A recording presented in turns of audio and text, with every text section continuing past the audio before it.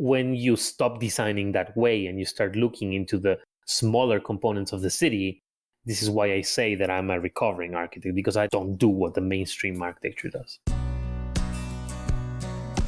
You're listening to Damn the Absolute, a podcast about our relationship to ideas. Produced by Erraticus. Here's your host, Jeffrey Howard. Welcome, friends, philosophers, and fellow practitioners of ideas. This is episode 3 of Damn the Absolute. There is a strong tension between localism or place and the overwhelming forces of globalism. We might say that in addition to living in the information age, that we find ourselves right in the middle of the age of mass scale. We see this in pop culture, mass media, globalizing economies, and even in expanding bureaucratic governments. There are certainly advantages that come with scaling up. These include efficiency and tapping into previously unknown capabilities. But there are also cultural and social costs that come with orienting ourselves toward large-scale solutions. This becomes quite apparent when we consider urbanism, architecture, and the ways in which we design our cities, and all the more tangible when examining the role storefronts play in our communities. Today, I'm speaking with Jaime Izurieta. A town planner and urban designer by training, Jaime is the founder of Storefront Mastery, a creative agency that brings beauty to local economic development. Put simply, Jaime helps local economies by creating the optimal setting for people to fall in love with their particular places. He advocates buying locally and designing cities around smaller nodes where he believes urban life actually happens.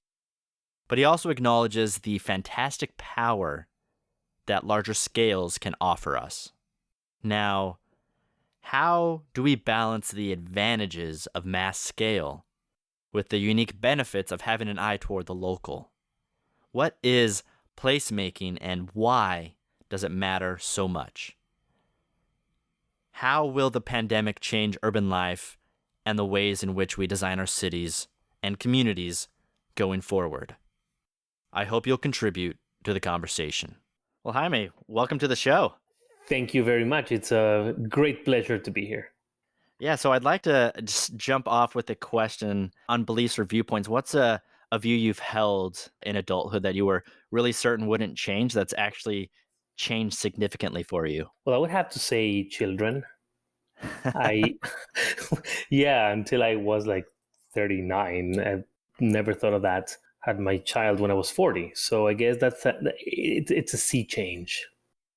Mm-hmm. Yes. That's one view that it may seem very not transcendental right now when I tell you, but really it changes your view of everything. It changes your perspective of the future. It's incredible how you start thinking of things that you were just completely passing over before, and it makes every decision that you make much more complex. So that it adds a layer of richness, let's say. I am not a father or a parent, but I quite understand that sentiment from a lot of siblings and friends. It really just, you don't know until you're holding that child in your arms, and it just changes everything. It does.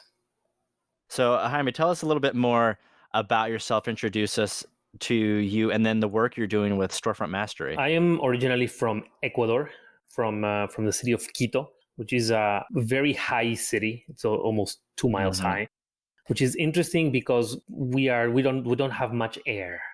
So we are used to breathing little air. And this apparently changes our whole perspective in the world.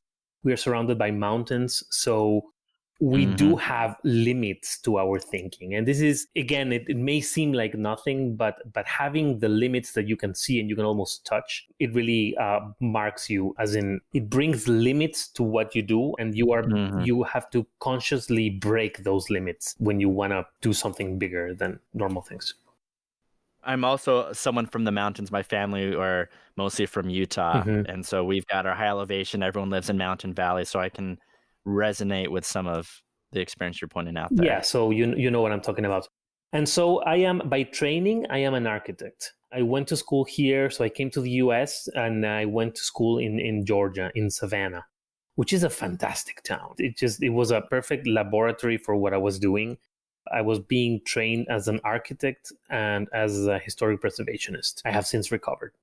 And then I went back home and I spent a year in Holland doing city planning. And this was a different kind of city planning because it's a program geared towards people who work in local governments, international people who work in local governments. So the experience there with all my classmates who were coming from everywhere, really, people from Africa, from Indonesia, from China, from India, Bangladesh, and also here and South America. It was a super multicultural experience, which also adds lots of layers. And I started looking at storefronts because of various reasons. Because I've always liked storefronts, because I've had a few jobs after I came back with the city planning, with the urban planning master's degree. I had a few jobs that were looking at how the vertical sides of the sidewalk are impacting the sidewalk experience. So when you're forced to think of those things when you're doing a project, some of that thinking stays in the back of your head and forces you to look elsewhere to see what else is there. So storefronts for probably the last 15 years. And then I was fortunate that my family decided to open a bookstore. And I think bookstores are probably the noblest of storefronts, just because they offer people their own stories. It's not telling a story and trying to attract people, but having thousands of stories that people can choose. And so the interaction of the storefront with the people is really great. Yeah, bookstores seem to almost always have the strongest storefronts They do. in general when I'm walking around most towns. Even bad bookstore storefronts are good storefronts. Because, I mean, if you have nothing, you just put a cart with books outside, the interaction that the people will have with that cart is amazing. So having the opportunity to design that and actually be hands-on in the design and the building of this storefront was a great experience. And so when I progressed on my urban planning jobs, I just kept coming in contact with storefronts. So I decided 2 years ago to write a book about design of storefronts. And this is a longish format book that explains all the rules and the necessary things that you need to create a great storefront. And then after the pandemic, I was trying to come up with a tool or a playbook that would allow the small business owners to get a little bit of perspective, because I saw that the anxiety that they were having because they had to close for 2 weeks, but it wasn't 2 weeks. It kept being longer, and they saw no end to this. And so many were closing, and so many were having this anxiety because of money, because of being closed, because of not knowing when they would be able to open. And so I created this tool to help them with the anxiety. And this has all evolved from the original ebook about storefronts and this anti-anxiety tool. It evolved into what I think is a great tool to create a storefront from scratch. What I want, the final aim is to have this simplified so much that any storefront or business owner can just purchase it and implement themselves. And of course, not have to pay all the fees for the design of a storefront, which are pretty hefty. So yeah, that's what I'm doing right now with Storefront Mastery. So with the work you're doing, you're in part a consulting agency for some typically smaller businesses. They hire out. What does that look like? So if someone doesn't want to just do just the book and is like, I need a lot more help here, what do I do? Yeah, it's a consulting agency. It's a creative agency that the primary client is a downtown association, a local organization, a Main Street or a BID, business improvement district. And what they do is they kind of broker the interaction between maybe 5, maybe 10, maybe 20 businesses and me. And I do this workshop in which I coach them through the playbook. So that's the primary thing. And then, of course, there's the individual thing, in which this is the same system that I use with my clients. So when I have a client with whom we're designing their storefront, I use the same tools. It's an interview, questions that I ask them about about different topics and different areas of their business, not only the storefront design, but different areas of the business. And then they have a canvas which they fill themselves with keywords and key answers from these questions. And then there's the actual design.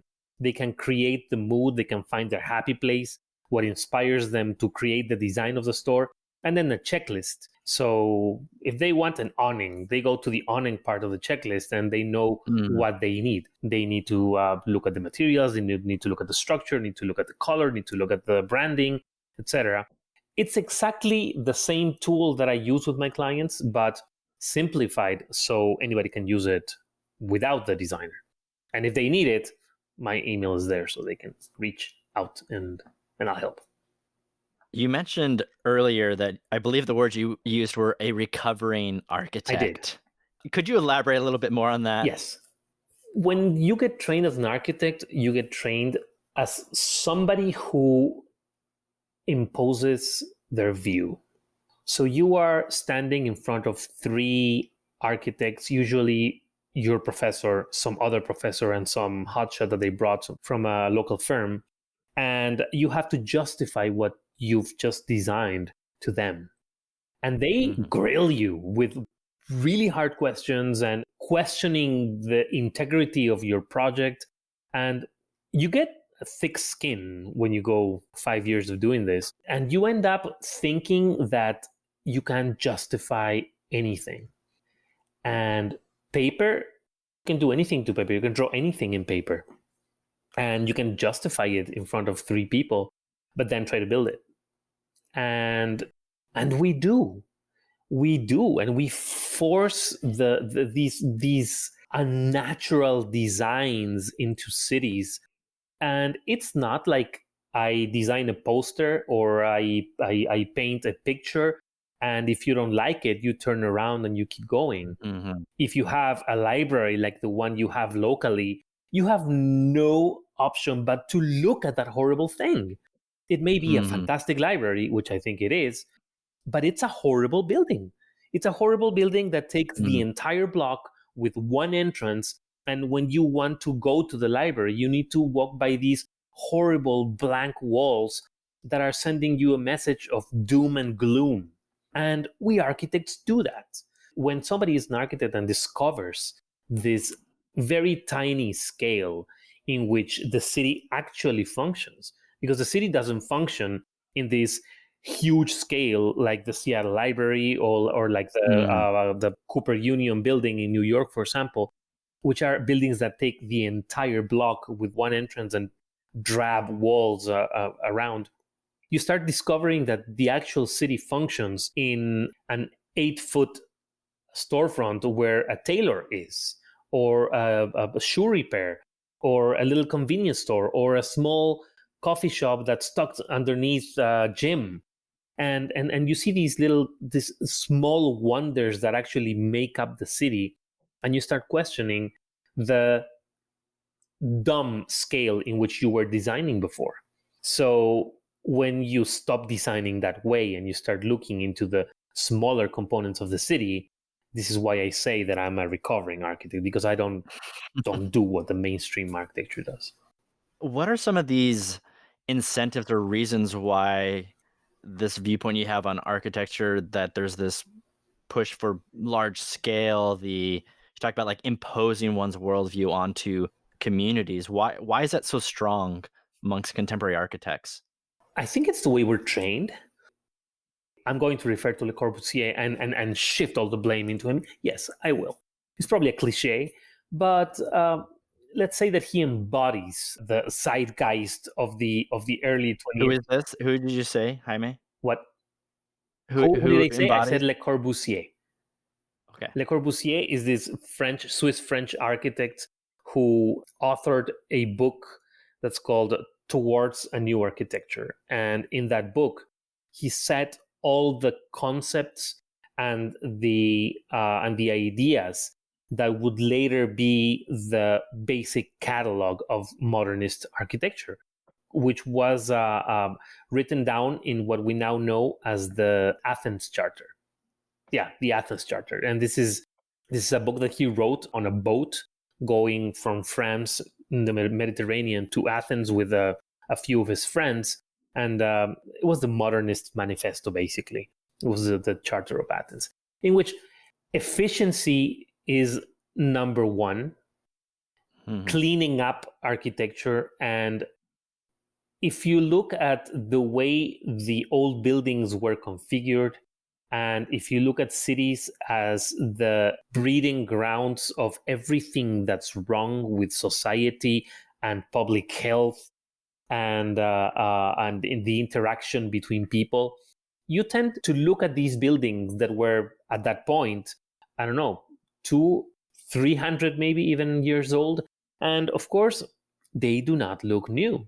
And it's an easy target to blame this very dense urban configuration, which were the European cities at the time, and start coming up with ideas, clean them up, to break down the centers.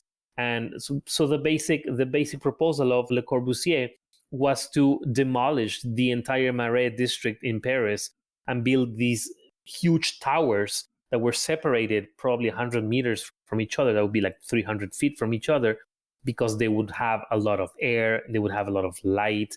And these are very noble intentions. But then you look at what happens at the street level, and this is the same that I was saying before.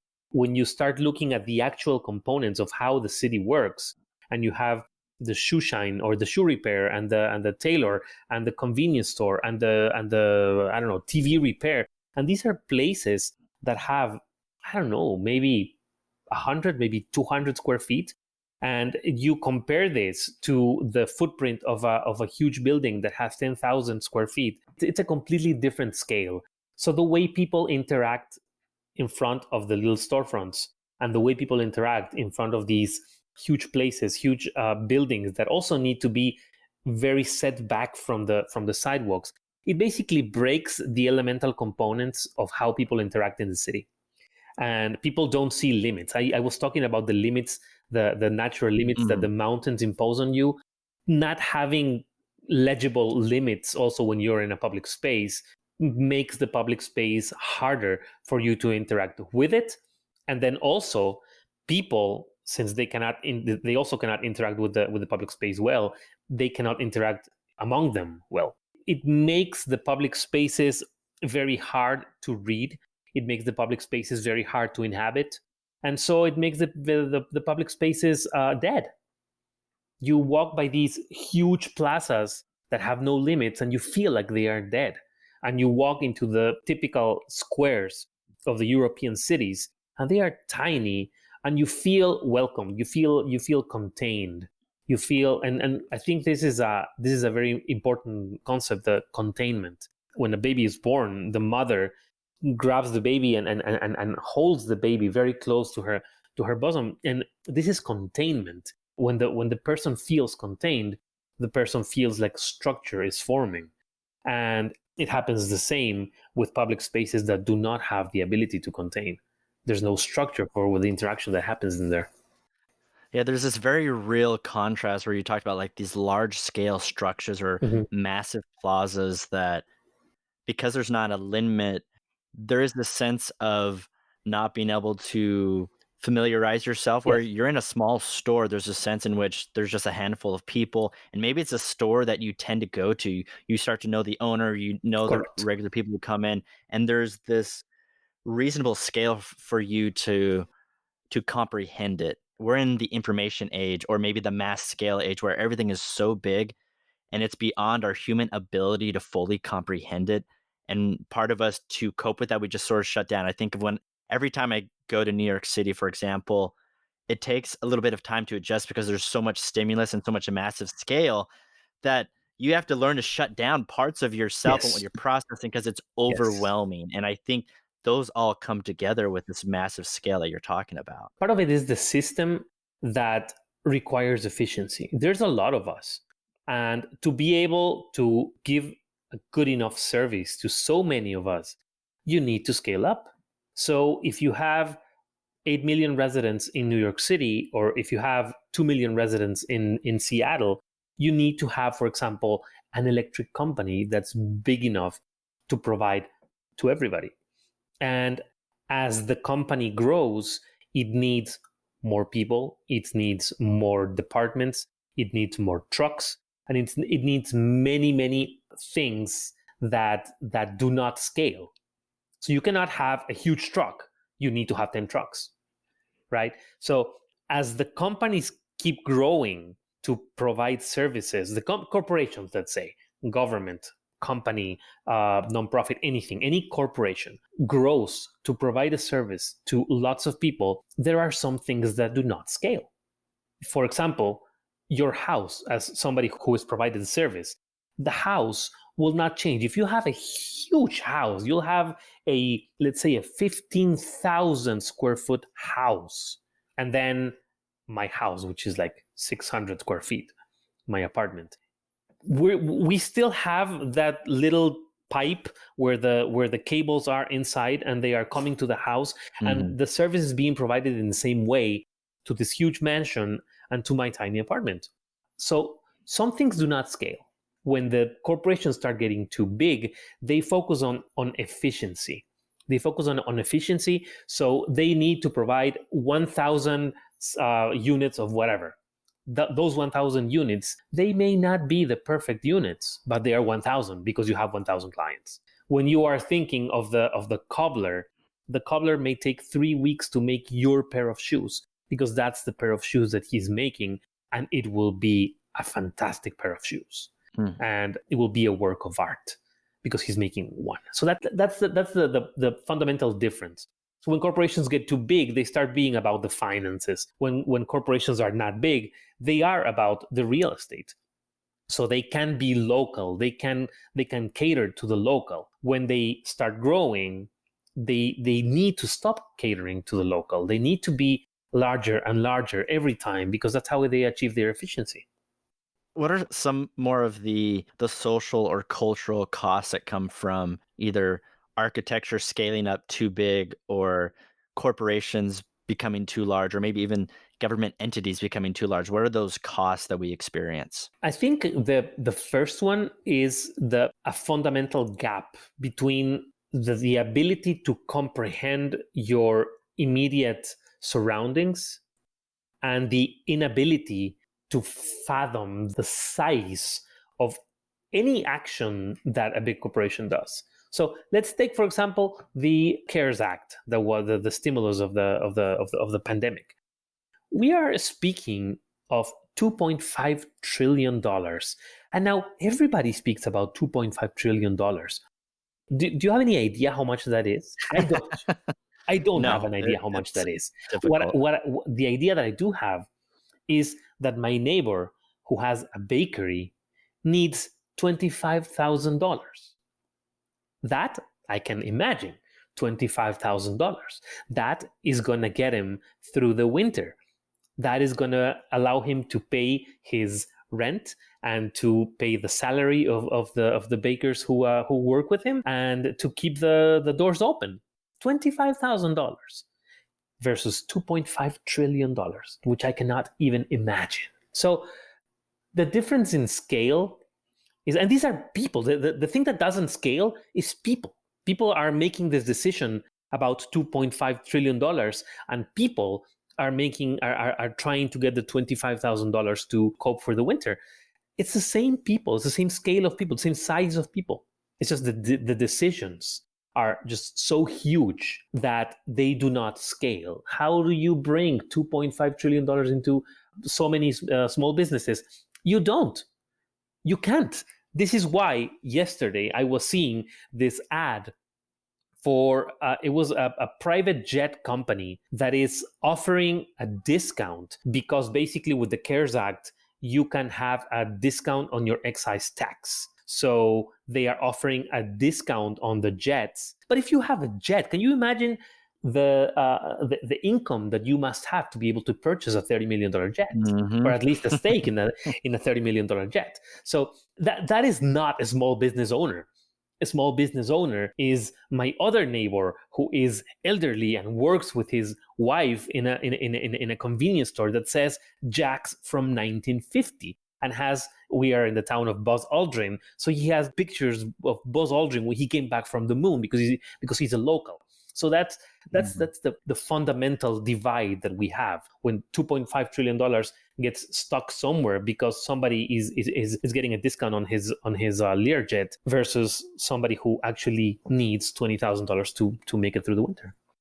Another idea on this tension that comes up in my mind a lot is the notion of what's been called the knowledge problem and the lack of access to local knowledge. That, for example, you and your neighbors, you know each other's businesses a lot more intimately and the needs of your community than an entity, whether it's, for example, for me, a bunch of agents in Olympia for the state government versus me in my neighborhood, or Correct. even more in Washington, D.C. And so when the scale gets so big, it's difficult. Humans, we don't scale up. And so there's this sense in which individual people are erased into this technical machine that's pumping out information to guide decisions, but that information is incomplete and it's going to lead to some problems. Of course, because like you said, we don't scale. And you mentioned tension.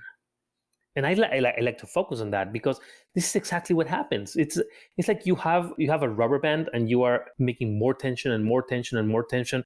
And there's a point when it's good. There's a point where it keeps you fresh, where it keeps you thinking, it keeps you working, it keeps you in good motion. After that, or before that, you're not motivated. After that, there's too much tension and it can break anytime. When it breaks, it's gonna hurt. So I think it was Aldo Rossi. He's an architectural thinker. He always spoke about the tension of different elements in the city. So, for example, when you have the old city and the new city, there is a tension between the two. And there's a point where that tension is resolved.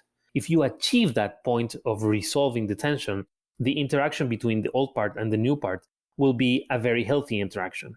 If you have too few tension, or too little tension, or too much tension, what happens is one of the two is going to be strained. So you either strain the historic part of town or you strain the contemporary part of town. So you may have an old part of town that is dying and a new part of town that is sucking all the life from that. Or you may have a city that just doesn't walk or doesn't move because there's too little tension and the new part of town is just not being built.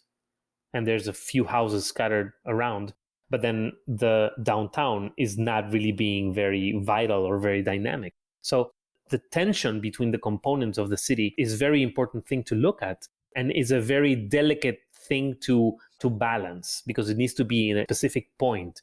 So not too much stress, not too little stress. How much of that difficulty in balancing is coming from a more municipal governance realm versus how much of that is more of in response to the public? I think again it's a question of scale. I think again is if you have many neighborhoods, if you have a city of neighborhoods, these neighborhoods are going to be somewhat autonomous, even though they're not, but they're going to be somewhat autonomous. So the tension between the neighborhoods, the perfect point of tension between the neighborhoods will keep the city government responding to that. When there's not enough tension or there's too much tension between these different neighborhoods, or when the government is creating too much tension, I think the solutions start to not benefit everybody. I guess what I'm trying to say is when you have neighborhoods that have enough structure and enough connection between the scale of the neighborhood and the people who are inhabiting them, you can have these neighborhoods as living organisms, parts of a bigger system, which is the city. So when you have a good interaction between them, what you have is a healthy city. And what you have, how this manifests, is a healthy local government who doesn't create too much tension or doesn't relieve too much tension. At the core of a lot of this is the value of placemaking, and that's pretty central to the work you're doing with Storefront Mastery. What exactly is placemaking and why is it so important? There's many definitions of placemaking. Basically, I go with the definition of the Project for Public Spaces, which is a wonderful nonprofit that's out of New York City, been working for a long time now. they came up with this concept, I think probably 20 years ago or something like that. And the idea is that if you design a place, you are this architect or urban designer, what you will do is you will come to the place, you will look at the place, you will talk to a few people, you will go back to the office, and you make a wonderful drawing that somebody will build, and it will be a beautiful sculpture. But if you ditch that part and basically gather everybody that has a stake on that public space, people who use that public space, people who have businesses on that public space, real stakeholders of this public space, to bring their input, to bring their knowledge, to bring their ideas about what this place needs to be, then you create the best solution possible for that place to be successful and to serve the people who it needs to serve. So design is completely secondary to the interaction of the people creating the space together. So that is essentially placemaking. It's the process of creating solutions for public space that benefit everybody who has interaction with this public space. So yeah, there's the value of these places, I think, is that they are the cores of these units, of these neighborhoods that I was talking about before. So when you have good places in your neighborhood, these are the places where the good interactions between neighbors will happen. So when the structure of that neighborhood is strong, and the next one is also strong, and the next one is also strong, the interaction between neighborhoods will be healthy and also strong. That notion of placemaking there, the way you explained, I think fits in really well with the earlier point on localized knowledge. For example, I could come in as a designer with quote unquote expert knowledge and a very impressive resume. Like you said, I could talk to a few people and be like, I know exactly what this community needs, and I put it down and put it out there, and then it's a massive open plaza that no one really cares much for. Correct. Maybe Alternatively, beautiful. Yeah, beautiful in some sense, technically sound in some other way, but it's missing out on adding a lot of value. Where the alternative you're presenting is, it really is drawing in together all this local knowledge of the values and needs and the particular vernacular of the community, the architecture vernacular as Correct. well, and guiding it with your expertise a little bit. Exactly. And what it does, it multiplies the needs and desires of everyone who is contributing. So they don't add up, they multiply. Because when they are building it together, they are creating a bond between them and with the place. So this is the place that we built. The pride, the identity that's associated with this place makes everybody take care of the place. So they keep nourishing the relationship and they keep nourishing the place, which is, it's a never-ending cycle, basically. So this idea of placemaking, how much of that is informed, or I guess driven by local governing boards or municipal entities versus how much of that is driven by lay people? Maybe that's local business owners or people who live in the neighborhood. What's that interplay between those two forces? Whoever drives it needs to take off the hat and become one of the lay people. And as much influence as you can have to bring a huge placemaking project to your neighborhood, when you're sitting there, you have the exact same weight and voice that a child that rides his bike on the neighborhood can have. So when you take off your hat and you become the lay people who are designing what's going to happen in this place, not designing, creating what's going to happen in this place, the creation of the place, the making of the place really has there's no difference who drives it. It begins when somebody's driving it, but then when they are creating, that someone needs to take off their hat. Do you have a good sense as to how common these movements of placemaking are, maybe across the United States, or maybe even closer to your neck of the woods of the eastern seaboard of the United States? How common are these practices? Becoming more common every day. And right now there's a huge global network. Placemaking X is the name of the people who are facilitating the global network. And they're, uniting people from Placemaking Europe, from Placemaking India, from Placemaking China, from Placemaking Africa, from Placemaking Latin America. So there's lots of channels of people who are who are using this philosophy of the community is the expert to create places. And this is a grassroots movement, completely grassroots movement that, yeah, you may have a little bit more influence. And for example, one of the great placemaking projects that we did back home in Ecuador, it was driven by the municipality. So the vice mayor had the influence to bring the project for public spaces down to Quito and start the process with them. But the people who actually created the place were the locals. And the vice mayor, when she wanted to participate from these meetings, she could not go as the vice mayor. She had to go as a resident, as a citizen who her ideas had the same value of anybody else who was sitting around the table. So I guess that's a little bit of how it works. It's been growing a lot lately. And since it's a grassroots movement, it also accepts interactions with many other manifestations of the grassroots movement. For example, tactical urbanism. You might have heard of the tactical urbanism. These are interventions on streets and public spaces that the people can make. So you can go outside of your street and paint a bike lane. When you paint your bike lane and your neighbor also paints a bike lane and your next neighbor paints a bike lane, then you have 3 blocks of a great bike lane. It wasn't sanctioned by the city. It wasn't designed by the city. It didn't go through the engineers, nothing. It's just from one night to the next day, sun comes up and you see a bike lane on the street. I don't know the legality of that. Is there a legal pushback from cities against actions like that? Like a bunch of neighbors just saying, "Hey, we're going to create a bike lane. Let's all just paint down the strip of paint in front of the asphalt in front of our yards." There may be, but it's a movement that's become so strong that now cities and corporations are hiring the guys who came up with this to come to their cities and do it. For example, the Times Square. The huge change of Times Square, where they closed I think 2 or 3 blocks of Broadway to create a wonderful public plaza, it started as a tactical urbanism initiative. So they just painted the floors, put some planters and put some chairs.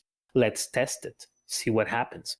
In some cases, it could be some sort of like a guerrilla urbanism in that you bring your paint and the next day there's a bike lane. May or may not be illegal. It may be that when that happens, people start using it. And when the city comes and takes it out, that there's going to be a backlash for the city. So, and this has happened. But generally, yeah, you need to get a permit. In most cities, you need to get a permit. You need to be conscious of what you're doing. But the things that have been done are just fantastic.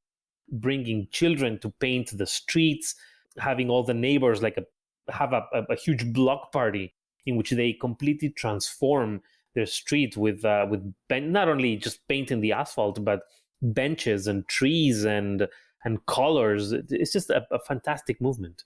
I want to go back to since the beginning of COVID. What changes have you seen in regards to placemaking happening? Because with COVID, people have been going outdoors more than we were before, and it will be a big challenge. I know I'm going to be feeling it with winter rolling in and us being locked inside, but what improvements or what has placemaking been looking like during COVID from what you've seen? I think the experimentation, the hope of being able to use our streets for pedestrians and bikes has given the movement a lot of strength.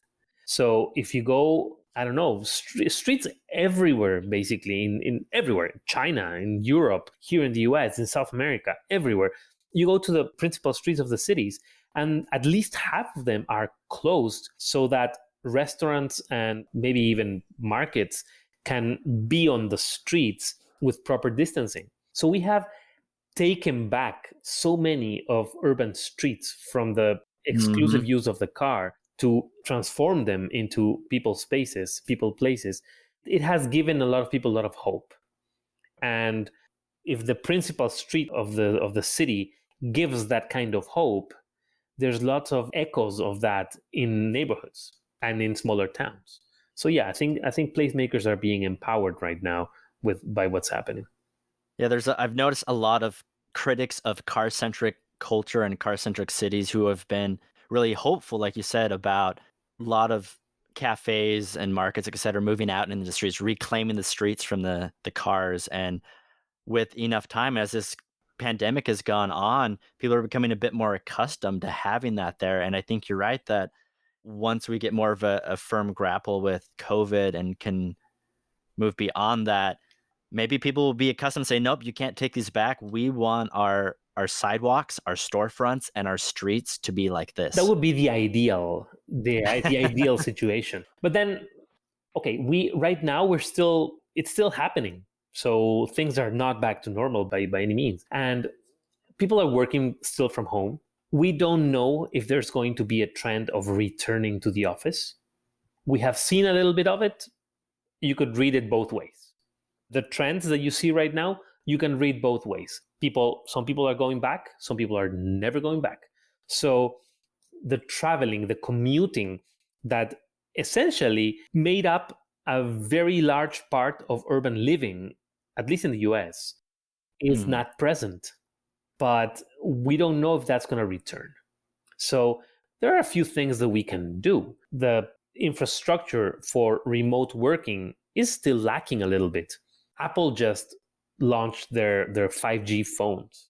And that, I guess, is going to be the beginning of the 5G revolution. And it's really a revolution because the speed and the breadth of interactions that you can have with going from 4G to 5G is just exponential. It's incredible the things that you can do now, or you could do now. Doctors operating remotely, dentists operating remotely, people building airplanes remotely. So you can have your Boeing operators in the comfort of their homes with a joystick, and they are actually making the plane in the plant. Those are the things that 5G will enable. So we still don't know what's going to happen. What I do see, so before they would go to the office and they would go have lunch in a restaurant that was close to the office. Right now they're going to be patronizing a local restaurant, a local diner in whatever small town they choose to live in. So the ring of the social living is going to be local, even though they are still inserted in the global network. So I call them the concentric rings of the post-pandemic rings, if you want. You will have your local life in a slightly smaller area that you can cover by walking, that you can cover by and that your supply chain can also cover easily. So the milk may be local, the meat may be local, the convenience, many things can be local. Your social life will be local, but then you'll be working for, I don't know, Hong Kong Shanghai Bank, which is in China, but you are in small town in Washington State. It sounds like you're painting a bit of a picture, and that there's a tension there between the local and the global. And I think a lot of people are trying to figure out how can we get the benefits of both. Maybe it's asking to have it both ways. It sounds like what you're painting here might offer an avenue of being able to have the benefits of both, that those things that really do best at scaling up, such as maybe an airplane factory somewhere else. Like every state or town doesn't need an airplane factory, but those things that really can be anywhere and locally, such as your food, for example, that could be a big shift. But it seems there might be a way to have a bit of the benefits on both sides. I think we need to work hard. Like I said before, right now we don't know what's going to happen yet, because you could read the trends either way. But then the people who are doing it right now, they may be the pioneers. They may work hard to find a way to have both. And I believe technology is allowing us to do that now.